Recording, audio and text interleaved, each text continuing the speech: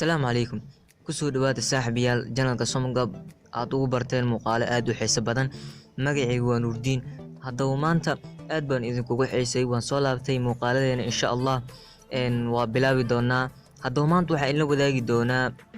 application aad u cajiib ah oo aad u fiican run ahaantii aan u maleynayo inaad ka heli doontaan application-kaasi oo ah yacni qaabka moobilkaaga aad u isticmaalayso sidee u muujin kartaa haddaba kusoo dhawow muuqaalkan oo faahfaahsan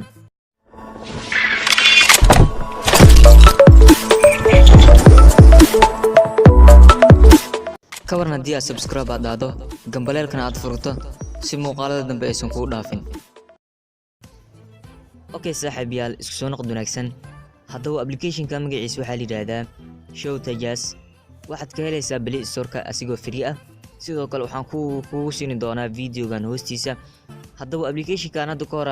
muuqaal gooni ah ka sameeyay balse muuqaalkaas wuxuu ahaa muuqaal oo application kale ah ku sharaxayay balse haddeertan si gaar ah ayaan idinkugu soo gudbin doonaa application-kan wuxuu ka caawinayaa in aad muujiso dhaqdhaqaaqa ama isticmaalka moobilkaaga tusaale ahaan haddeertan waxaa isticmaalaya moobilkayga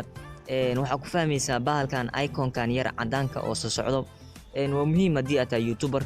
inaad bahalkan camal isticmaasho si dadka u arkaan waxaad isticmaalayso ama meelaha aad taabanayso haddaba application-kan markaad soo degsato ama Play Store-ka ama videogan hoostiisa meesha aad ka soo degsato markaas kadib waxaad taabanaysaa calaamadan hadda u jeedo sax ayaa saaraysaa yacni application-ka sida markuu kugu soo baxo marka hore waad saxa saaraysaa calaamad saxda markaad dhahdo si toos ayuu kugu shaqeynayaa haddeertan soo u jeedo meel walba maraya waa loo jeedaa marka application-ka wuxuu kaaga baahan yahay saxda leh inaad saarto hadda caadi ugu shaqeynaya saa u jeedid marka application-kan waa muhiim wuxuu muhiim u yahay dadka youtuberada ama qofka yacni wax sharxayo in dadka ay dareemaan inuu yacni dhaqdhaqaaqayo gacmihiisa haddaba application-ka inaa idinla wadaaga jeclaaday waa walaalkii Nuurdiin oo idin leh mahadsanidin